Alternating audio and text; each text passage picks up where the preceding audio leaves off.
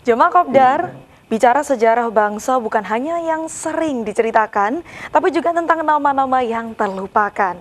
Salah satunya Yai Haji Abdul Wahab Hasbullah, ulama, pejuang sekaligus pemikir yang merangkai Islam dan nasionalisme dalam satu tarikan nafas. Sore hari ini kita akan menyelami peran besar beliau dan mengapa kita perlu merekonstruksi sejarah nasional agar lebih utuh dan berkeadilan di Kopi Dharma, Kopdar bareng orang-orang pintar.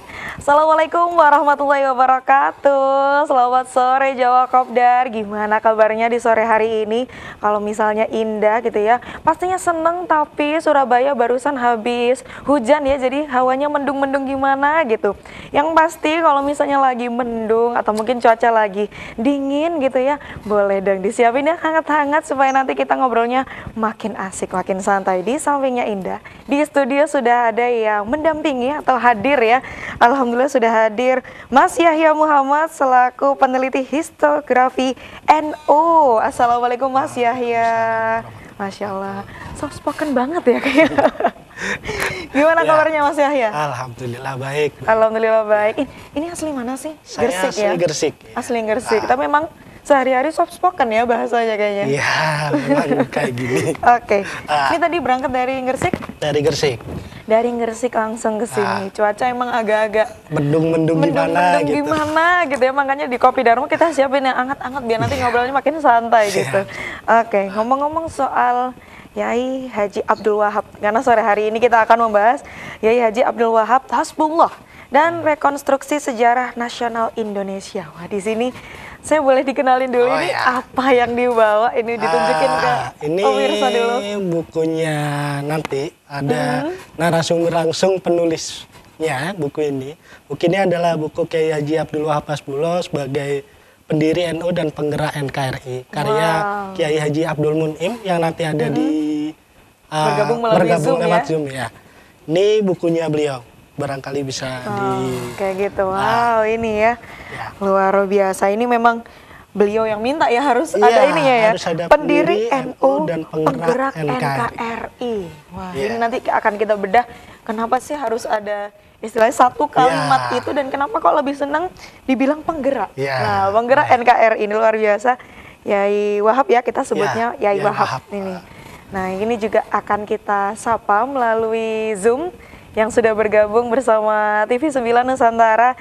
Ada Yai Haji Abdul Mun'in DZ, sejarawan NU, penulis buku Yai Haji Abdul Wahab Hasbullah, pendiri NU dan penggerak NKRI. Assalamualaikum Yai Mun'im. Waalaikumsalam warahmatullahi wabarakatuh. Masya Allah. Posisi sedang ada di mana ini sekarang Yai? Lagi di Jakarta, di rumah. Lagi di Jakarta, luar biasa. Tadi saya sudah ngobrol sama Mas Yahya sebenarnya. Ini Yainya lagi berada di Jakarta gitu ya.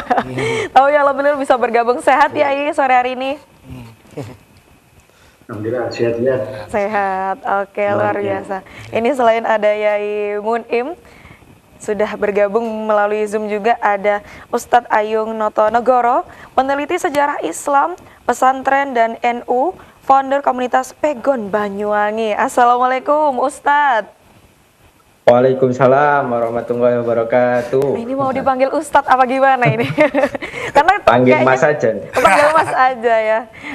Tadi saya nanya, ini bukan nama asli ya? Mau dipanggil nama asli atau nama pena ini aja Mas Ayung? Ya, sebut saja Mas Ayung. Sebut saja Mas Ayung. Kalau biasanya sebut saja Mawar, ini sebut saja Mas Ayung. Ini Mas Ayung di mana sekarang? Ini sedang di Banyuwangi. Sedang di Banyuwangi. Oke, sehat ya? Alhamdulillah. Alhamdulillah. Oke, ini sekarang kita beralih kepada Yai Mun'im terlebih dahulu.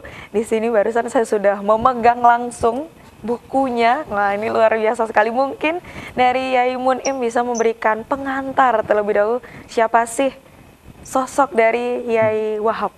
Silahkan Yai Mun'im. Ya, terima kasih. Assalamualaikum warahmatullahi wabarakatuh. Waalaikumsalam warahmatullahi wabarakatuh. Terima kasih pada TV 9 yang menjalankan acara diskusi tentang rekonstruksi sejarah dengan berbasis Kiai Wahab ini.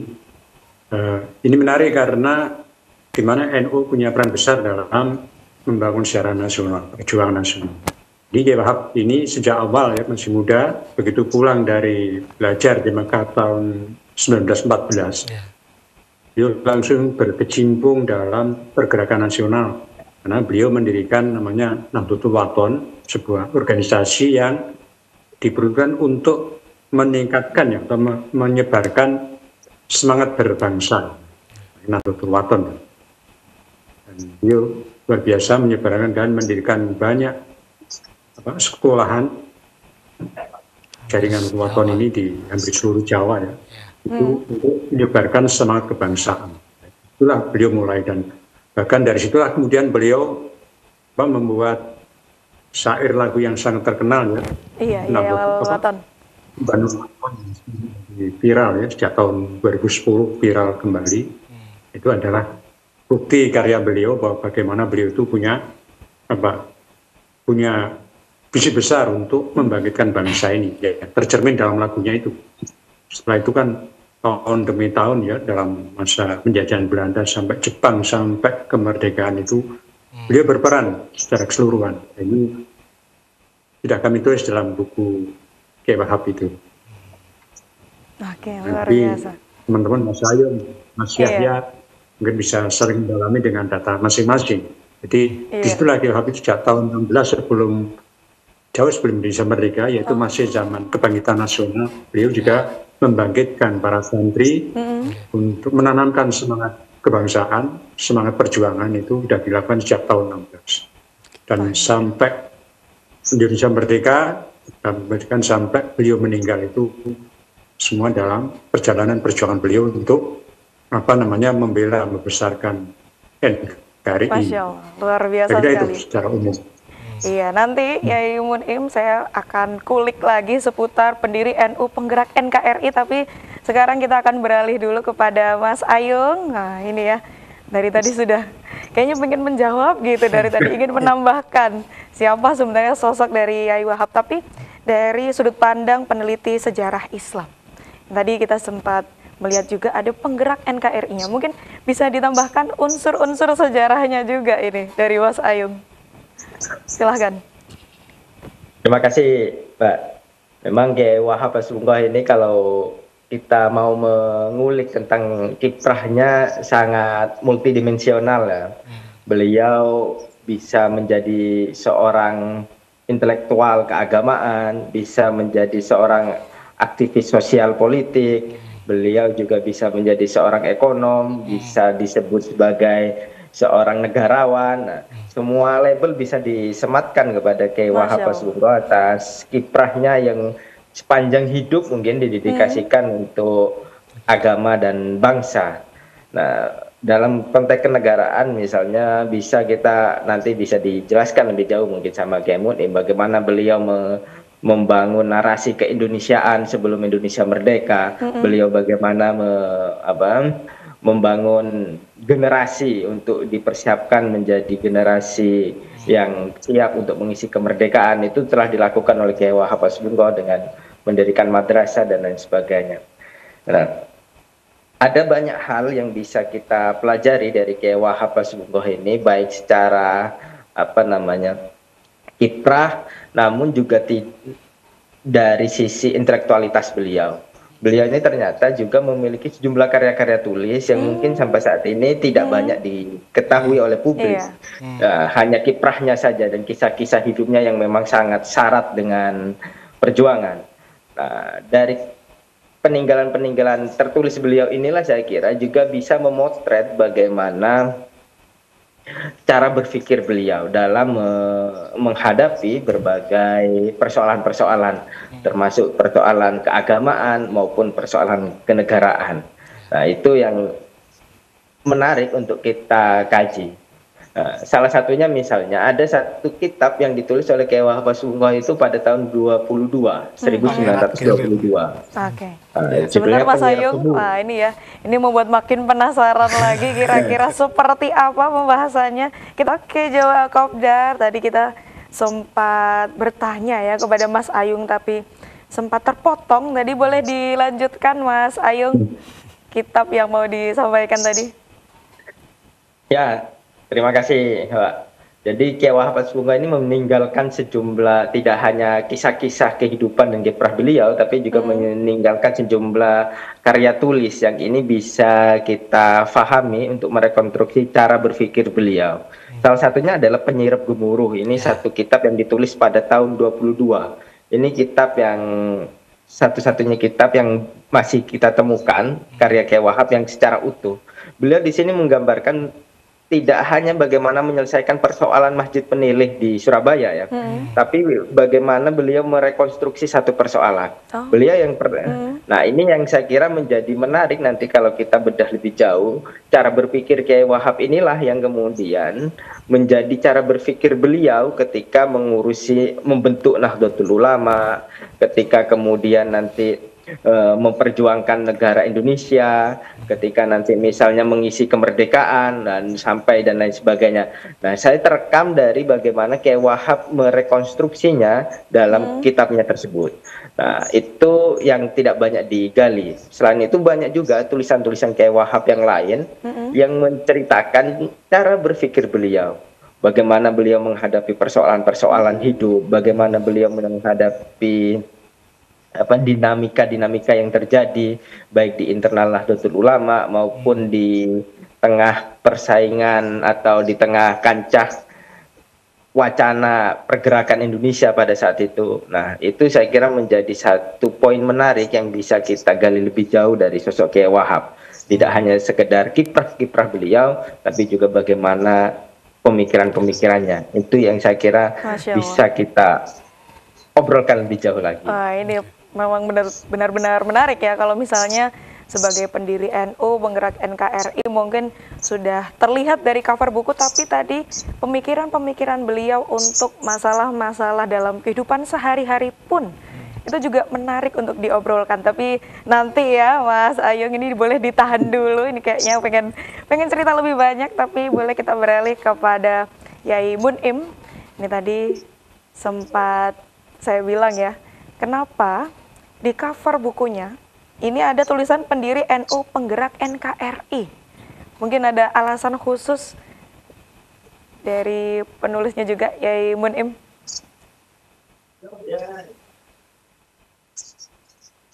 Iya.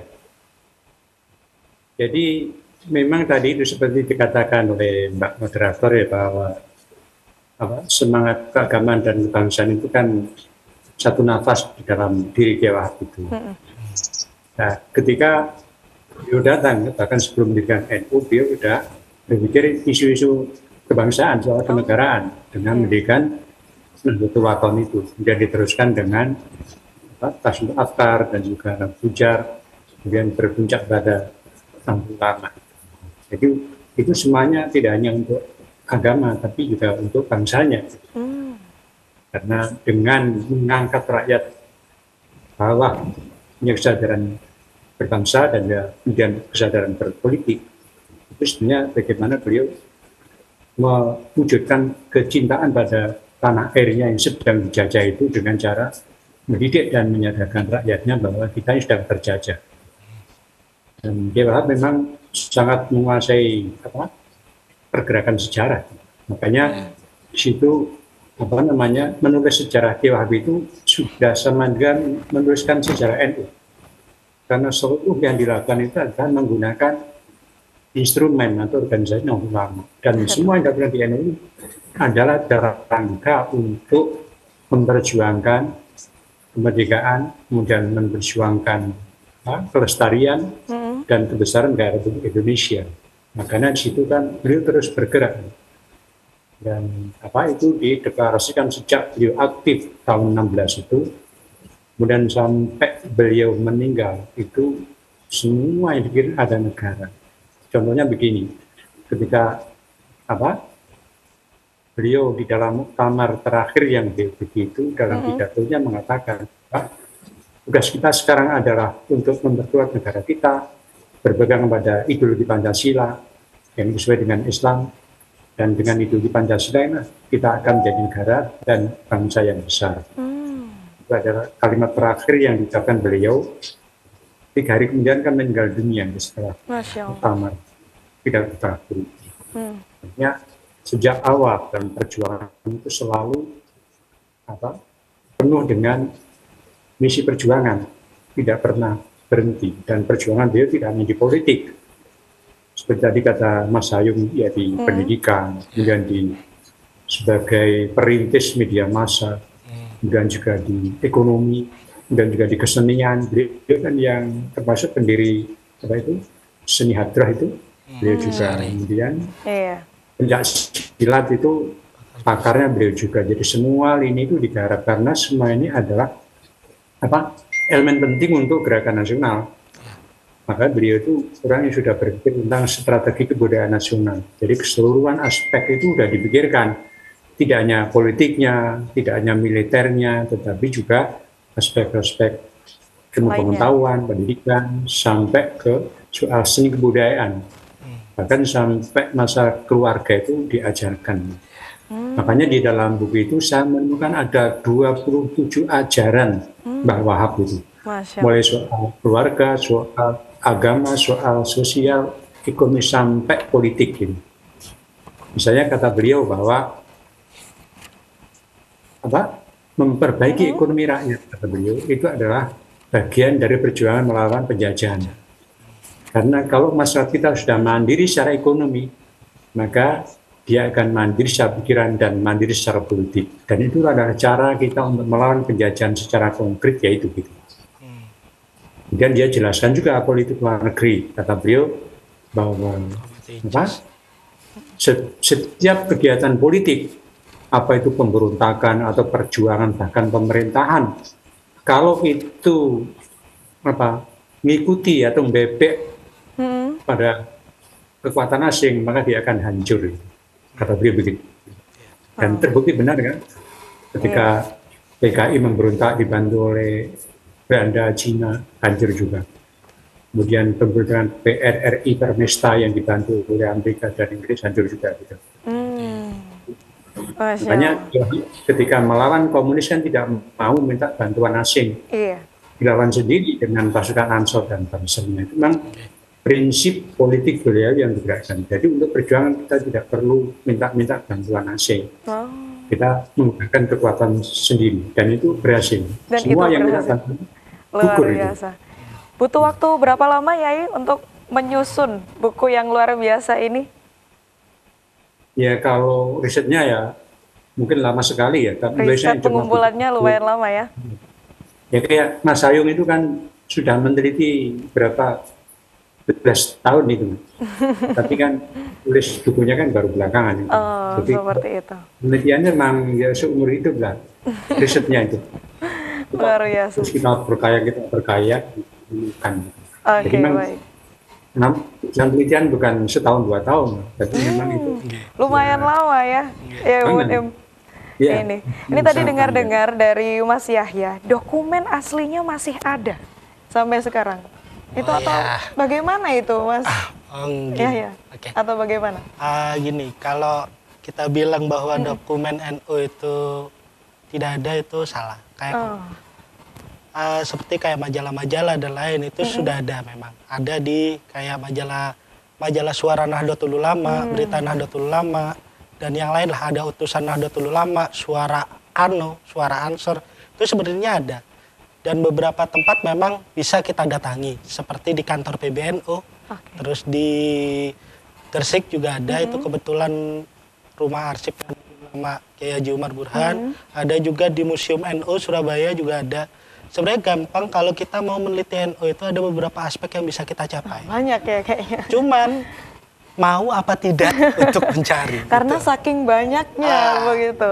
Makanya jangan sampai nanti bahwa ini dokumen ada dan riset ada, kita harus kayak Yai Mun'im dan Mas Hayung tadi ngomong, penelitian itu gak cukup setahun 2 tahun, bisa sampai selamanya itu penelitian terus kita. Nah, makanya kalau memang ingin meneliti, khususnya Yai Wahab tadi mungkin menambahkan dari Yai Mun'im sama Mas Hayung, ada satu juga yang belum diungkap. Beliau salah satu pendiri Takmirul Masajid Surabaya. Apakah itu ya Jawa Akobdar ini, supaya makin penasaran Mas Yahya. Jadi ingin menyampaikan penambahan ya terkait dengan Yai Wahab, silakan.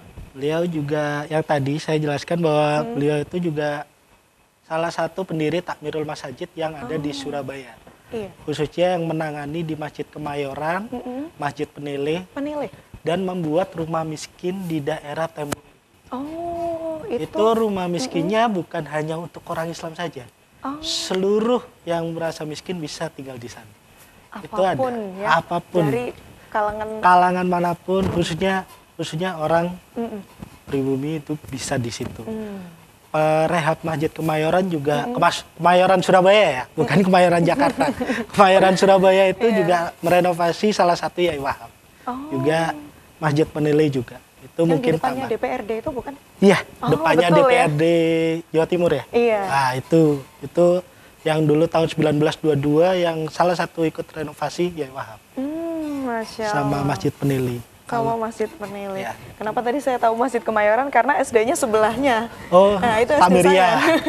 SD Tamiria. Ternyata itu masih ada sejarah dari Yai Wahab. Ada seperti hubungannya itu. sama Yai. Terus tadi Mas Yahya sempat dikatakan kalau misalnya Yai Wahab ini yang mengajarkan lagu Yalal Waton juga. Nah, itu mungkin boleh diceritakan karena Mas Yahya yang lebih tahu ini. Bukan lebih tahu, sebenarnya ada catatan dari yang ada salah satu catatan dari mbak saya yang salah satu siswa di Nahdlatul Wathon.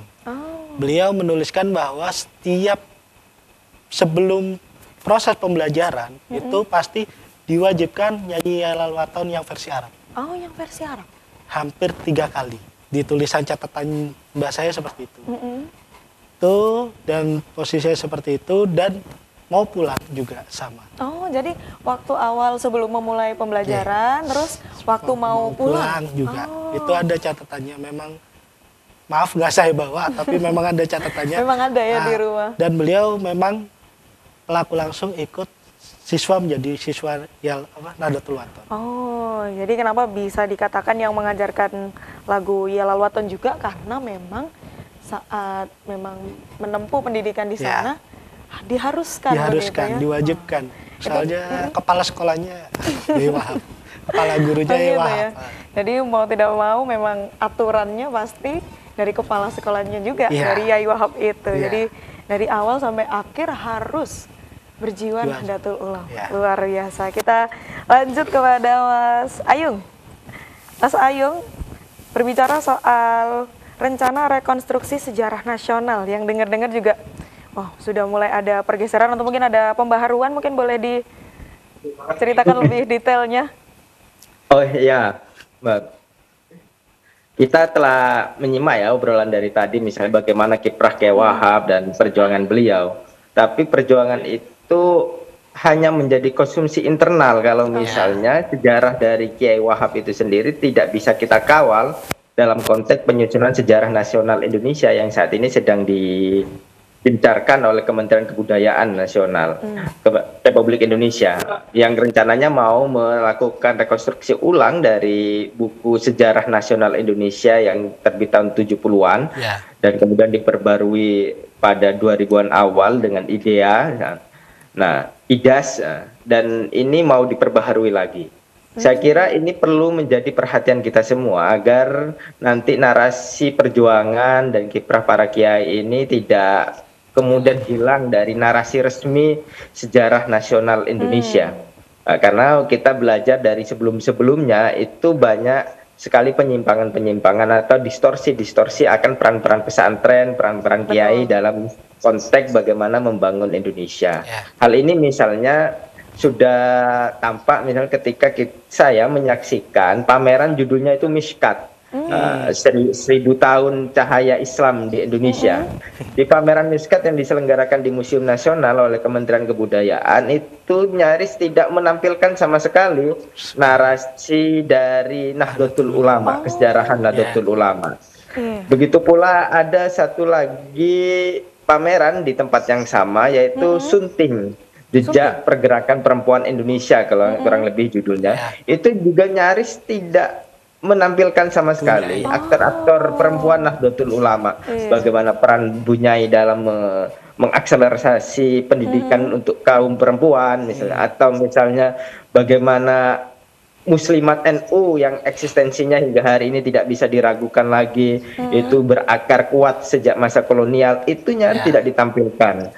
Nah, dua indikasi kejadian ini menjadi perhatian kita semua seharusnya, bagaimana nanti Kementerian Kebudayaan dalam rangka menyusun sejarah nasional Indonesia ini tidak lagi mengabaikan atau menafikan peran-peran kaum pesantren. Nah, beberapa waktu lalu tersebar satu konsepsi yang disiapkan oleh tim Kementerian Kebudayaan tentang penyusunan sejarah nasional Indonesia ini. Memang ada sejumlah poin-poin yang harus menjadi perhatian kita. Misalnya bagaimana kemudian kita menempatkan sejarah Wali Songo misalnya dalam sejarah Nusantara, sejarah nasional. Terus kemudian bagaimana kita menempatkan peran-peran para ulama sebelum masa prakemerdekaan misalnya. Terus kemudian bagaimana memperhatikan peran-peran Nahdlatul Ulama maupun tokoh-tokoh pesantren ketika mengisi kemerdekaan. Jangan-jangan nanti resolusi jihad tidak diakui oleh mereka. Nah, itu kan bisa sangat mungkin terjadi. Karena dianggap misalnya bukti-buktinya tidak valid dan lain sebagainya dan lain sebagainya. Nah, bahkan misalnya ada upaya-upaya untuk mensederhanakan peran-peran sampai tokoh-tokoh yang kontemporer seperti misalnya Kiai Haji Abdurrahman Wahid dan seterusnya. Ini adalah hal-hal penting yang harus menjadi perhatian kita bersama. Tentu tidak hanya kita memberikan kritisi, tapi juga kita memberikan narasi tanding yang bisa selevel dengan apa yang diwacanakan oleh teman-teman kita di sebelah misalnya. Itu saya kira penting kita menggali peran Kiai Wahab, tapi juga penting bagaimana kita mengawal agar narasi kesejarahan Kiai Wahab dan juga perjuangan kiai-kiai lainnya itu bisa tampil dalam sejarah resmi, official history yang negara akui. Ya. Kita telah banyak belajar dari sebelum-sebelumnya. Kiai Hasyim tidak dimasukkan misalnya, atau resolusi jihad tidak diakui dan seterusnya dan seterusnya. Ini perlu menjadi konsentrasi kita untuk memperkuat itu. Nah, begitu ya. Jadi saya baru mendengar saja ikut sedih gitu ya. Tapi semoga setelah ini ada upaya-upaya dan langkah nyata yang dilakukan oleh Nahdlatul Ulama juga nanti insya Allah pasti akan ada perubahan. Amin, amin ya rabbal alamin. Kita lanjutkan ya Mas Ayung, kita akan beralih kepada Yai Mun'im. Boleh disampaikan kepada pemirsa TV 9 kira-kira tulisan manakah yang menjadi favorit dari Yai Mun'im atau yang paling berkesan? Petuah yang paling berkesan dari Yai Wahab. Iya, tadi itu agak susah ya karena semuanya menarik. Iya, tapi kalau milih satu gitu, Yai? Ya, kalau menurut saya yang paling menarik dan berkesan dan juga perannya besar itu soal pembebasan Irian Barat itu. Oh, kenapa, Yai? Jadi waktu itu Bung Karno kan dicecar oleh publik ya, nasional dan internasional. Amerika itu mencecar Barat, mencecar bahwa sebenarnya Kiai Wahab itu Indonesia itu merebut Irian Barat. Itu kan sebenarnya amanat dari UUD 45 itu gitu. Dalam BPUPKI diamanatkan bahwa kita ini masih ada daerah yang belum kita merdekakan gitu. Amanatnya begitu, maka harus dimerdekakan. Begitu setelah selesai kan itu. Tetapi ini kan Kiai Wahab dibully secara internasional. Itu sebenarnya cara Kiai Wahab untuk melupakan kemiskinan atau kekacauan nasional itu. Maka dia bikin gara-gara di sana. Kemudian banyak tokoh-tokoh partai ya, partai-partai besar tidak mendukung. Ada partai PSI itu menentang. Kemudian Masumi ya, walaupun sudah bubar tapi kekuatan itu menentang. Terus saya baru tahu bahwa PKI juga menentang itu, pembebasan Irian Barat. Betul. Karena dalam kebingungan itu muncullah Kiai Wahab kan itu NU lah memberi dukungan dan nggak main-main itu, dia mengeluarkan fatwa dan menjadi semacam ini penasihat politiknya Bung Karno. Makanya di situ kemudian muncul pikiran yang luar biasa, bikin namanya diplomasi Cancut Taliwondo. Oh, begitu. Ada ya di bukunya Yai Mun'im? Ada ya, wah itu akan menjadi catatan bagaimana juga. Cara, jadi beliau itu memberikan nasihat kepada Bung Karno bagaimana cara menghadapi isu serangan global dan serangan nasional oleh partai-partai yang tidak setuju pembebasan Irian Barat itu. Oke, luar biasa Mengeluarkan berarti. sistem itu kan akhirnya mematikan para penyerangnya itu. Bung Karno jadi PD, makanya Oke, terus beliau baik. berani melakukan itu. Dan Iya. luar biasa tidak hanya beri nasihat tapi menurunkan pasukan dia waktu itu. Menurunkan pasukan. Sebentar ya, kita Ya, tahan jadi- dulu, nanti akan kita lanjutkan kembali. Tapi ya Jawa Kopdar tadi sudah disampaikan oleh Yai Mun'im, kalau misalnya ada, sebenarnya semuanya ini sangat-sangat berkesan pastinya untuk Yai Mun'im, tapi kalau misalnya disuruh memilih satu, ini sudah saya cari tadi ya, dibantu oleh Mas Yahya. Ini di halaman 191 Diplomasi Cancut Taliwondo. Nah, ini ya.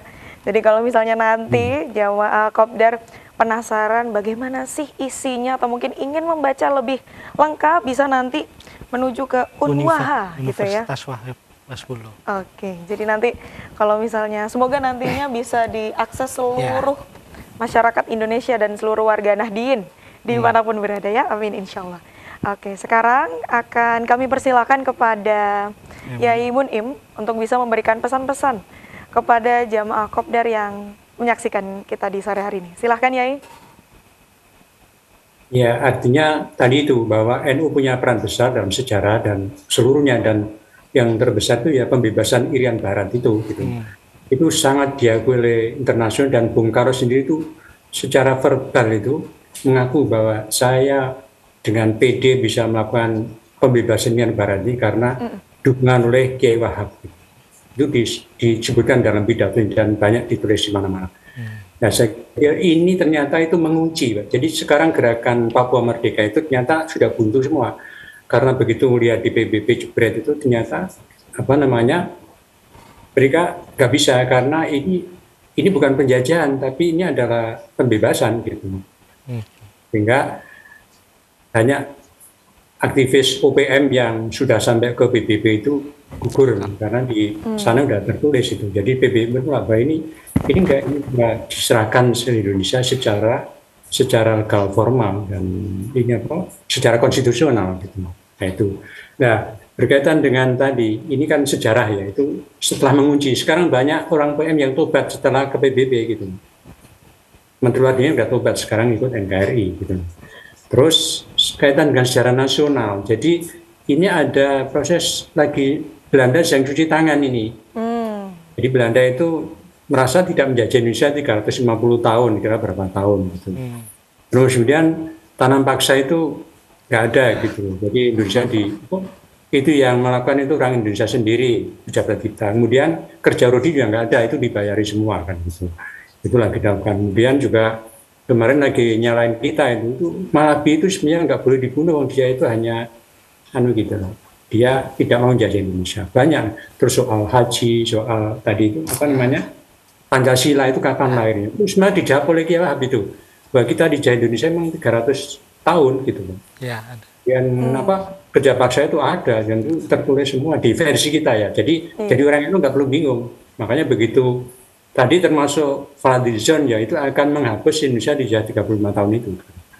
Nah, kemarin Pak Prabowo udah ngomong bahwa pemberontakan Madiun bukan PKI tapi itu Belanda gitu.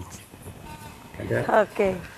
Terus nanti PRRI pemerintah itu bukan pemberontakan tapi itu adalah kritik demokratis gitu. Nah itu, begitu ya? Itu akan menyimpang di situ. Nah ini NU harus tampil bagaimana meluruskan sejarah. Kita tadi itu harus mengawal ini, kalau enggak kita visi kita bisa dibelokkan. Kita sebagai NU yang punya sanad pada keimanan pada Kiai Wahab, sejarah pada itu udah punya visi sendiri, nggak boleh tergoncang terbawa arus yang sedang ditulis oleh kelompok-kelompok yang di luar kita itu. Karena memang NU harus menjadi penggerak ya dimanapun berada. Oke. Berikutnya kami persilakan kepada Mas Ayung. Mungkin ada pesan yang ingin disampaikan atau mungkin kepada pemerintah juga. Silahkan. Ketika berbicara sejarah Nahdlatul Ulama, kerap kali kita dijejali satu framing bahwa NU itu nggak ada bukti-bukti sejarahnya. NU itu hanya lisan saja, cerita dari satu generasi ke generasi berikutnya. Nah, sehingga hal itu tidak bisa diterima secara ilmiah. Nah, mulai saat ini kita perlu mengubah mindset tersebut. Bahwa sebenarnya sejarah perjuangan Nahdlatul Ulama, bukti-buktinya sangatlah banyak, baik yang bukti dari internal Nahdlatul Ulama sendiri maupun pengakuan-pengakuan dari para pihak yang lain yang terlibat pada masa itu. Oleh karena itu dalam konteks jihad kesejarahan ini kita harus optimis, kita harus menyusun narasi ulang tentang kesejarahan Nahdlatul Ulama ini dalam konteks keindonesiaan, dalam konteks berbangsa dan lain sebagainya. Kami yakin kami bisa memberikan data-data yang dengan validitas yang bisa diakui oleh semua pihak. Amin, insya Allah. Oke, luar biasa. Sekarang waktunya Mas Yahya juga ingin menambahkan dan memberikan pesan-pesan, silahkan. Mungkin pesan-pesan terakhir ini, ya setiap peneliti, khususnya peneliti ya, jangan takut terkendala. Karena kita bisa bergerak bersama-sama untuk sejarah Nahdlatul Ulama itu bersama-sama. Jangan hanya berdiam satu diri, dan kalau urusan nanti dokumen atau apa, bisa di rumah arsip Nahdlatul Ulama di Gresik. Itu ada, nanti bisa dicari. Dan bisa ke Mas Sayung juga di Banyuwangi, kalau dekat Banyuwangi bisa ke Mas Sayung. Kalau di Jakarta bisa dekat Surabaya bisa ke sini. Ini kita buka aksesnya dan ada suatu itunya. Ayo kita bahas bersama-sama karena kesejarahan atau pemikiran Nahdlatul Ulama bukan dari hanya satu jurusan sejarah, tapi multi semuanya. Disipliner ya, jadi semua aspek juga ada. Terima kasih banyak Mas Yahya, terima kasih Yai Munim, terima kasih Mas Ayu atas obrolan kita di sore hari ini. Semoga bisa membawa manfaat dan juga tadi ada satu yang sangat ngena sekali di hati saya. Kalau misalnya dulu saja Yai Wahab bisa sebegitu berjuangnya untuk NKRI, menjadi pendiri NU, penggerak NKRI, tapi sayangnya masih belum diakui dalam tanda kutip. Semoga setelah ini akan ada rekonstruksi ya secara nasional. Insya Allah kita doakan bersama-sama. Amin, amin ya rabbal alamin. Terima kasih Jamaah Kopdar sudah menyaksikan kami di sore hari ini. Saya Indah mewakili segenap kru yang bertugas pamit undur diri. Wassalamualaikum warahmatullahi wabarakatuh. Kopi Dharma, Kopdar bareng orang-orang.